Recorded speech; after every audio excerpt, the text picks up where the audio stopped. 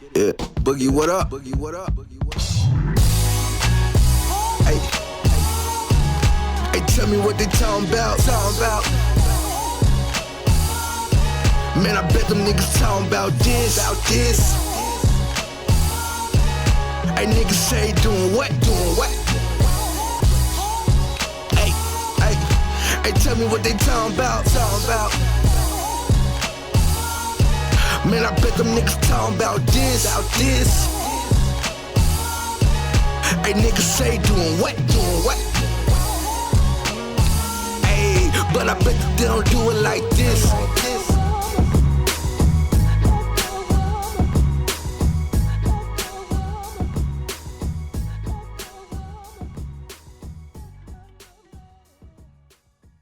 Welcome to a brand new episode of Watch the Right Film, the show where we discuss, debate, and review black film. I'm your host as always, DJ Thirst, and today I have a special guest today, Dominic Jones, ladies and gentlemen. Dominic Jones. What's going on, world? Our first topic, the first trailer for the biopic of Jesse Owens hit the web in a film called Race. So after seeing the first trailer for the upcoming movie that's slated for a 2016 release around Black History Month, what do you think about the Jesse Owens movie Race?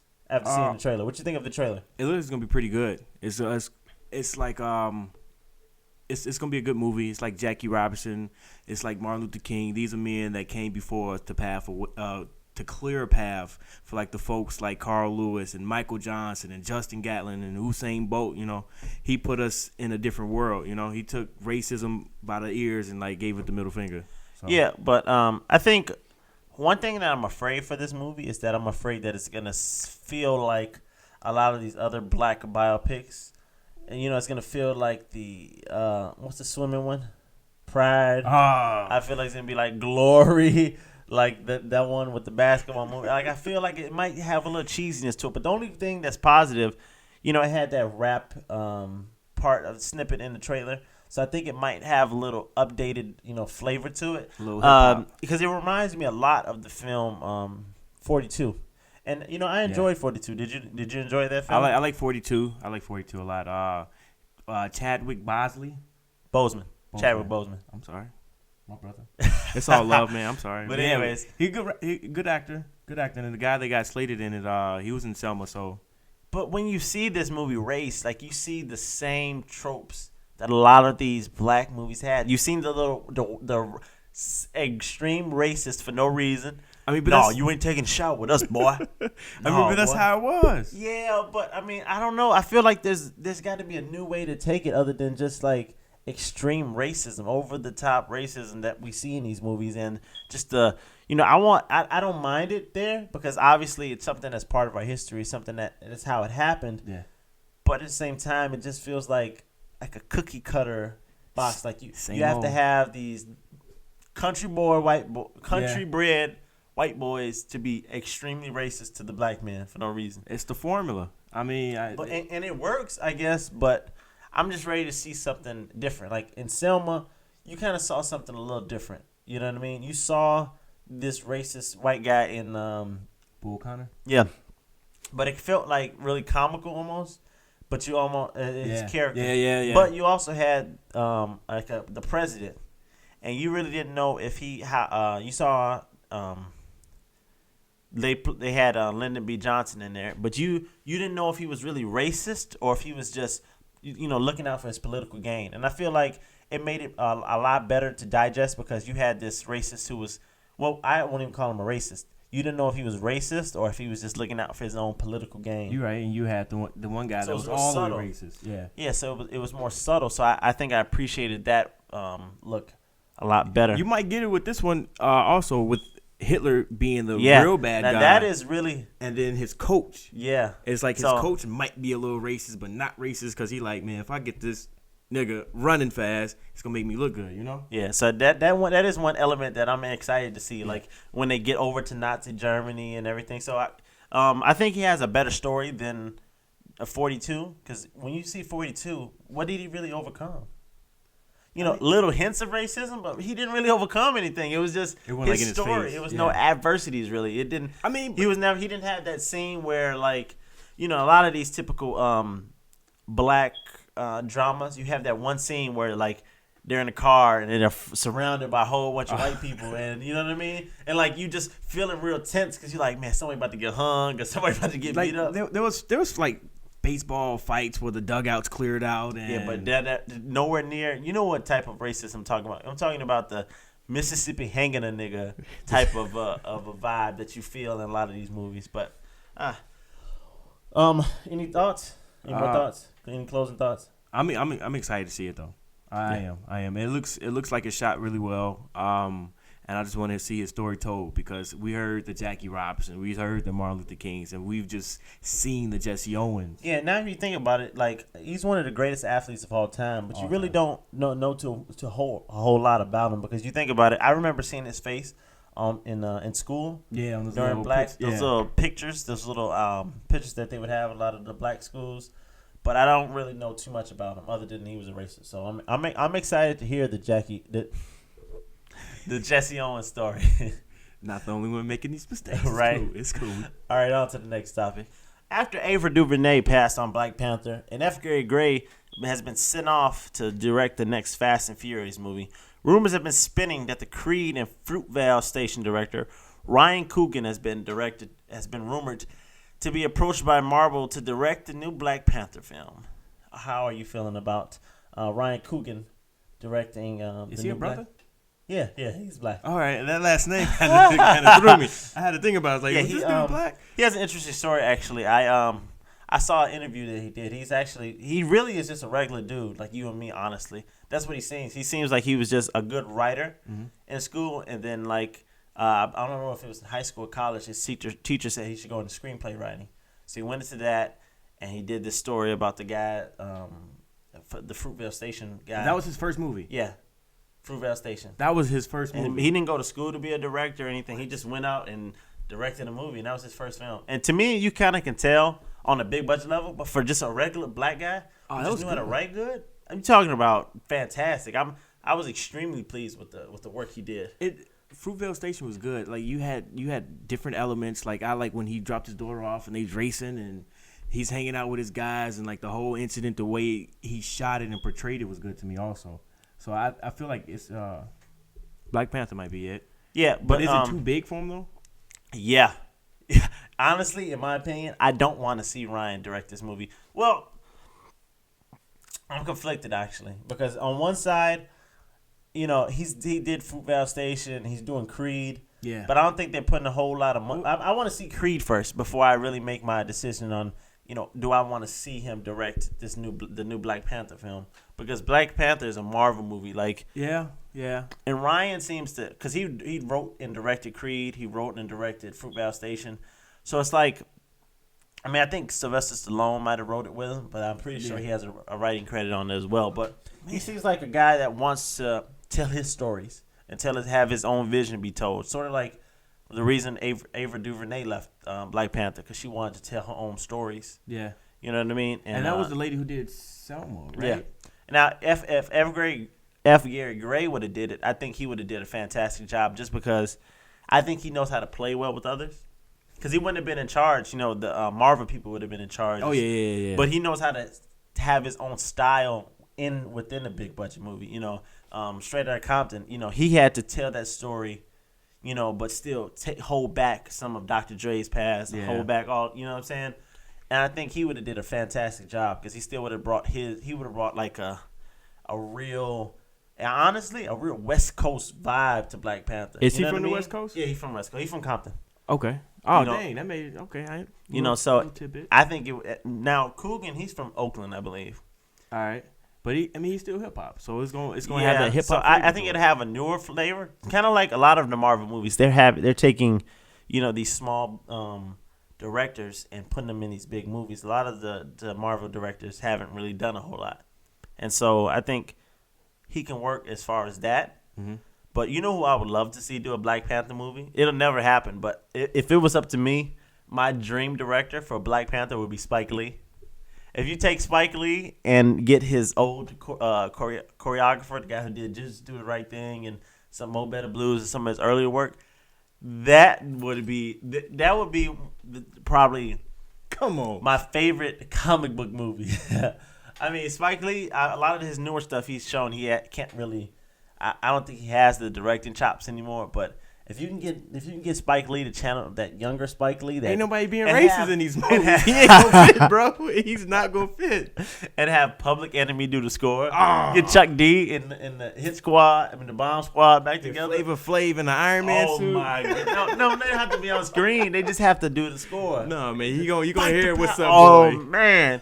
you talking about a classic for me. Tony Stark with a Flavor Flav chain. Yeah, come on. That's something I want to see. That'd be cool.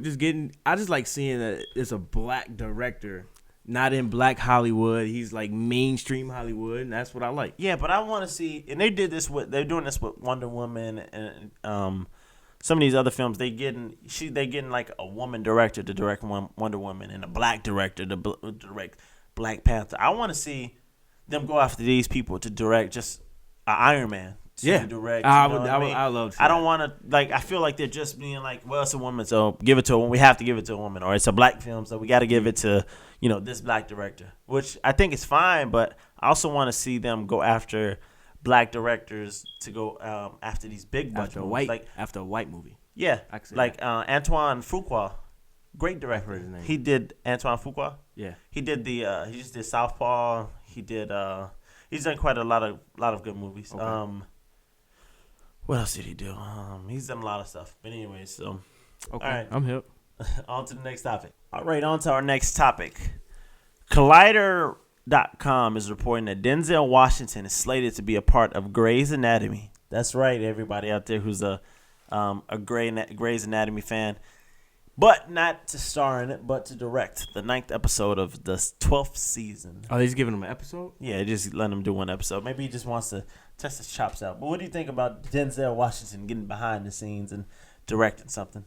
Something cheesy like this. Denzel should be relaxing on a beach someplace, man. He didn't put in his time. I don't know if he should go to the small screen. He a big screen actor. Yeah, but he started off the small screen doing like a show like this. Really? I can't remember what the show was, but yeah, I think he was a teacher at first, like somewhere in the middle of the country, and then I think an acting teacher, I'm not sure, and then he went off and did like a doctor show. Like he was a TV star before. So he's going back to being a doctor. Yeah, and he's going back to his roots. I think it's like one of those full circle things for him, to where he's going back to his beginnings and kind of trying to bust his chops and see how he feels with doing this. I don't watch too much Grey's Anatomy. Actually, I don't watch it at all. I've never seen an episode. Maybe 10, 20 minutes of it. I know it's everyone's favorite show. I know a lot of people that like Grey's Anatomy. They same swear lady by that lady that do Scandal and Shonda Rhimes? Yeah, Murder in the First. How to Get Away with Murder. Yeah. So I think Grey was the first one though. Have you ever seen that show? No, like I said, I've seen a couple minutes. Did you know Grey's Anatomy is a woman? Yeah, yeah. I didn't even know that. Like everything she do is woman, but I think Denzel gonna come in and give it that Lonzo factor. I think because it's TV, it's not really gonna matter. You're not gonna see his imprint on it. I don't think. Not on a show as just basic as Grey's Anatomy. Now, if this was a movie, you'd be able to see his stamp on it, but just a TV show, they're not going to veer too far off of what they already have because it works. They want it to be, in continuity with other stuff. He might just be doing this to get primed to direct something, because I don't know, maybe he just wants to. For somebody. He just wants to direct now. He wants to just be able to. No, I don't think it's a favor. I don't think Denzel has way too much money and way too much clout to be doing anybody favors. I'm just saying. You know what I mean? But I do think that.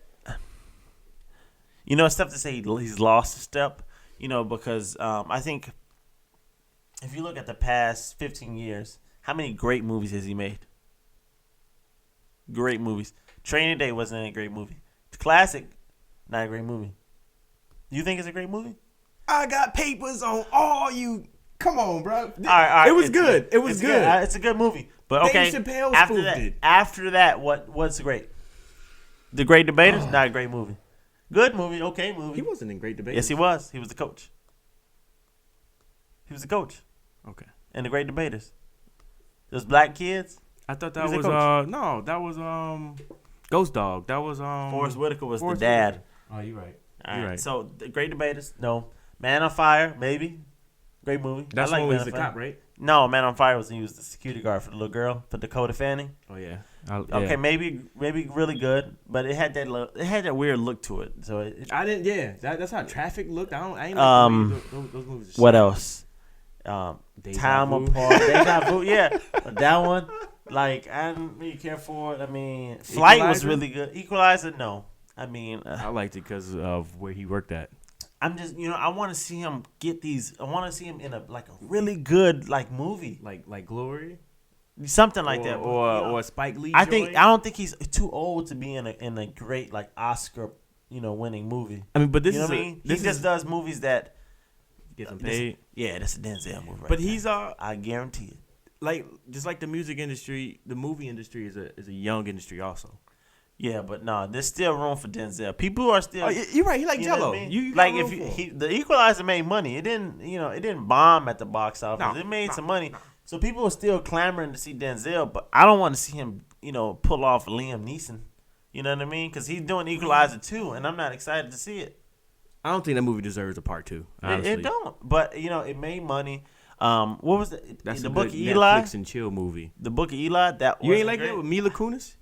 That was okay. He's blind dude the whole time. Yeah, I didn't notice. I mean, that twist was like crazy. I know it wasn't. That twist, dude, I'm like, he's blind. He's like shooting people. Come on, Man, no. the old folks with the house and the couch with the trap door. I thought it was okay. It was like a Mad Max and more modern. I don't think I've rewatched any Denzel Washington. Maybe Flight, because I don't know, that movie was really gritty and cool, and he really played a drunk really good in that movie. It touched on his real life. Or something. I don't know. All right, I thought this would be interesting to break down. So I was looking through for topics, and I came across Ebony. Ebony magazine came out with an article that entitled 10 Signs That You Are Watching a Black Movie. For some reason, racist. Because what sparked this was they said that Fast 5 was a black film. Fast 5? Yeah. But I don't know. You know what I mean? So basically, let's break down this list. Number 1, the cast includes Clifton Powell or Loretta Devine. That's everybody mama. It don't matter how old she is, though. She's everybody's mama, no matter what. Maybe I think you need to just come on. And Clifton Powell, this dude is in everything. Yeah, everything. The preacher. Yeah, if he's not a preacher, he a daddy. He a gangster. He an OG. Remember him in Menace to Society? Yep, that's what I was thinking of. He was Menace to Society. He was in Dead Presidents. He was. Yeah, he was. Had him in this dude in everything. The one movie. Pinky. Yeah, he was Pinky in Friday. He wasn't he in a couple of scary movies. I don't know if it's scary movies, but I'm pretty sure he probably had to be in Tales from the Hood. I'm sure he had to be in it. And he's never been young. He's he's like Samuel Jackson and Morgan Freeman, because this dude has not aged. They've been old forever. If you go back and you look at Menace to Society, which came out in, I believe, 92 or 94, he looks the exact same today. Mustache and all, bro. Mustache, the box fro that he kind of has. This dude don't age, but he's really good. He's probably one of the most underrated actors of all time. A lot of black actors are like that. All time. Clifton Powell is fantastic. I swear, he gives 100% in everything he does. I've never seen that dude phone anything in. I've never seen him give a bad performance. This dude is really good. He's solid, bro. He's solid at that 1-2 role. Yeah. He plays that little small character, but he does it so well. Number 2, there's a pivotal scene in a Baptist church. Always. I mean, the list goes on and on. Always. The main character is always going to the Baptist church to get revitalized, to get Ice Cube and Morgan Freeman. What was the movie? First Sunday. Sunday. Loretta Devine in that also? Yeah, I'm sure she was. She was in everything. Like John's mother or something? But it's that scene, that movie, Beyonce. Norbit. I've never seen Norbit. Really? I'm sorry. I mean, you're not missing out on much, but all the Tyler Perry movies have to go to a Baptist all of church. them. So that's number 2. Number 3, Your favorite cookout song is heard in the opening credits. Before I let go, I. Hey, you keep auto-tune that, all right? But yeah, hey, if you notice that as soon as the movie starts off, it's got that old classic vibe. You got It's gonna that make you feel Like your uncle on the grill with those open-toe sandals. yeah, it's like, yeah, nephew, you don't know nothing about this. Making All right. me watch the meat. Yeah. Number 4. Your second favorite cookout song is heard during the end credits of this movie, like Baby Boy, or like just those type of movies. That's just an example. But like if you think about Baby Boy, how him and Ving Rhames were talking, and like they just had that slow old cut just playing in the background. That's the one movie Loretta Devine wouldn't fit in. Because I can't see Ving Rhames hopping around with Loretta Devine in his arms. I can see, but I can see an alternate universe where you give Ving Rhames' role to Clifton Powell. And you let him play the OG. I can see that happening. He ain't hopping around with Loretta Devine either. Nah. Well, they probably played a couple in one of these movies. I bet you they did. All right, number 5. There's an inexplicably choreographed dancing. Dude, all the time. They either doing like the Soul Train line or the wobble will come on or something, bro. Or just like, ooh, baby. All of them. Even, you know, that was one of the main selling points for the Best Man Holiday. When they were sitting there dancing, remember? They were sitting there doing like an old school dance. They were all just in there. Yeah, vaguely. It's saying that if you see a dance scene, then it's 162% chance. Wait, they got percentages too? Yeah. All right. Number 6. Theaters hire extra security for its release. Always. I remember, and I'm not sure why. I remember that was a big deal. That was a big deal during the Straight Outta Compton movies. I used to work at the movie theaters. Did you? Yes. And they used to always have extra security? Yes. I worked at the low budget one, but they used to pull us across the street for extra help when the big movies came through. Remember when 50 Cent Get Rich or Die Trying came out? Somebody got shot? Yeah. Ever since then, bro. They tried to make a statistic saying that it's more violence during the movie. Because of that one movie. But it's like, in the past couple of years, you've seen shooting at theaters. Yeah. But it's been random and by white people. You know what I mean? I haven't seen any black person shoot up the theater. Nah. But we paid too much damn money for that. Plus the popcorn. Man. There's two places like $40, $50, bro. There's 2 places black people ain't gonna shoot up: a movie theater and a church.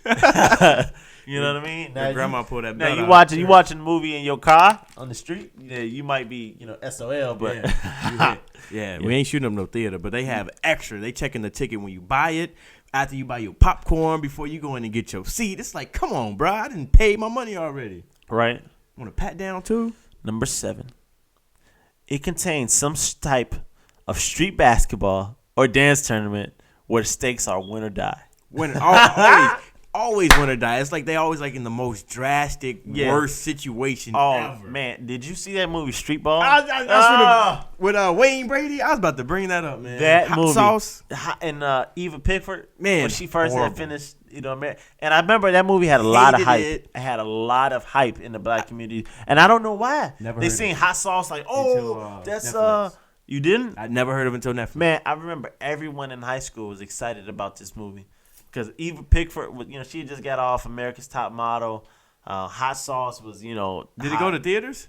No, it was straight. Yeah, it was in theaters. What was that? Wayne Brady. I mean, nobody. I guess I was working. I think Anthony Mackie was the main star of that movie. He was.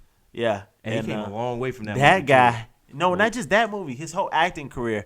If you think about Anthony Mackie, I think he was in She's Gotta Have It. Not She's Gotta Have It. Some sort of Spike Lee movie where he was a businessman, but it wasn't good at all. That long ago? Yeah, back in like 2001, he's been acting in movies. Really? Yeah, and he's always played he's played in a lot of movies to get to the point where he's at now. Like he put in Avengers. Some work. The new Avengers. He's put in some work. This dude he been around for a long time. I know that. You remember he was the main dude in 8 Mile, the main bad. Oh yeah, the guy who cut around. Yeah. His real name's Clarence. Clarence parents have Papa a real Doc. good marriage. Yeah, Papa Doc. Yeah, dude. I Papa about Doc, that. Papa Glock, get all that. So let's go on to the next one. Number 8. Everyone's hair is always perfect. On point. On point. Everybody got a Steve Harvey. You've never seen, yes, you'll never watch a black movie where a black man don't have a razor sharp line. Razor sharp. Ready to go, beard and all. You can still see the white line on his beard from the talcum powder. Man, I'm surprised they don't put their barbers. And black women's hair is always perfect too. Black women's hair is always perfect too. Dude, it's always perfect when they just going around. Yeah, and it's like, man, you know your weave ain't always looking that nice. They come outside with the bonnet on or the rag. Yeah. But in these movies, they on point. Extra. All right, number 9. There's a scene with a drug dealer in sweatpants. There's a drug dealer. There's a scene with a drug dealer in a sweatsuit passing out Thanksgiving turkeys from a U-Haul truck. I got about 5 movies in my head. Man, New Jack City. Dead Presidents. American Gangster. Yep. Frank Lucas is giving out turkeys for the kids. He's just giving all these people always giving out. Why do black people the first and thing they want to do? Dude. Why is that the first thing they want to do is like, oh, I got some money, gotta give out some turkeys to the hood. That's the first. I mean, everybody gotta eat, B. That's a sign when everybody gotta eat. That's how you know it's a drug dealer movie when you're passing out turkeys. Everybody gotta eat. I think with Ace and Mitch, they passed out something in. Oh man, I think so. And they paid in full. I think they passed out turkeys. You got to, man. When you see these streets, they probably did it in Belly too. We going back to Africa, B. Man, just you just and me, give baby. Out turkeys, B. We can give out turkeys in Africa, and we can live like kings, man. Hey, it's one of my favorite West movies. Side note. Belly? Yeah. Man, true. One of my favorite scenes of all time in movie history is that opening scene when they walking through it, and it's pretty much a music video, but it's on film, so I'm gonna count it as one of my favorite openings of all time. Is when they're walking through that club, and it just like has that highlighted look to them. It's just that song that however do you want it. Oh yeah. Man, if you haven't seen that, was that Lil X, Director X?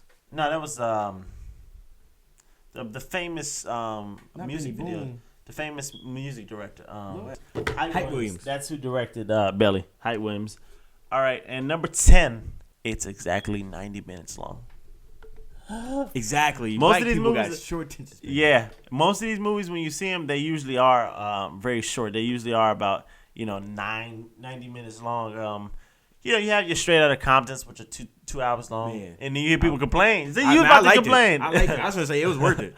But usually these black films are about 90 minutes long. Get you in and out of there. 9 o'clock you starting, 10:37 you out of there. You able to go on, hit the club, do your thing, turn up with the homeboys, take the young lady out. I don't know if that's the reason why it's 90 minutes. I'm just saying, bro. But it's just like it seems like they get a quick plot and they're gone. Do you think that black movies don't have that much of a, I don't want to say a dimension, that depth? They keep it kind of light? No, it just depends on the director. It depends on but it depends on a lot of different things. Like Ice Cube, he has a production company, and the movies he make, they're about 90 minutes long. They're comedies. Some of them are kind of funny to me. Just personally, yeah. Like, have you seen Janky Promoters? That was funny. That was exactly. I watched that like on my phone on YouTube. It's a crappy movie, but at the same time, it's just funny. It's 90 minutes. How you gonna bring Young GT to the hood? Don't bring Young GT to the hood. Yeah, but you also have stuff like the WWE. They make movies 90 minutes long, crappy, not funny, not good. You know what I mean? Yeah. So it's just like it's just what they're able to afford. True. They try to appeal to the audience that they can. You know what I mean? They don't have established big budget, long history of a film production. You know what I mean? So like you have companies like Columbia, Universal, all these companies that have been around since the 20s, the 30s. They've built that sort of grounding to where they can make a $1 billion movie. Well, whereas Cube Vision been out since 96. Yeah, well, you think so you're you doing can't like $10 million? No, that like movies like that don't even cost maybe $1 million. I mean, but like you got Kevin Hart, who demands an X amount of dollars. But he doesn't. I don't know if he has his own production company. But the only things that are coming out of his production company is his comedies. Like it's like stand up. You get what I mean? Like stand up. I think that might be in production with Cube Vision, maybe. You think doing it together? I have to check. I believe that's Universal though. I think that's not. Oh yeah, or Sony or somebody. Yeah, it might be Sony because I think Kevin Hart does have a deal with Sony. But hey, that's it. Well, that's our show this week. Watch the right film. I'd like to thank my guest, Dominic Primo Jones, for coming on to the show today. Yo, it's been a pleasure, man. Always. Like I said, I'm going to try to open up my schedule, get down here a little bit more, spit some knowledge to the world. We here. Watch the right film. So, thank you for watching Watch the Right Film, the show where we discuss, debate, and review black film. As always, make sure you subscribe down here in the box below. And so we get more subscribers, more likes, and all, and all that. And thanks. And, I don't know how to end the show, so I'm just going to say, have a good day. Stay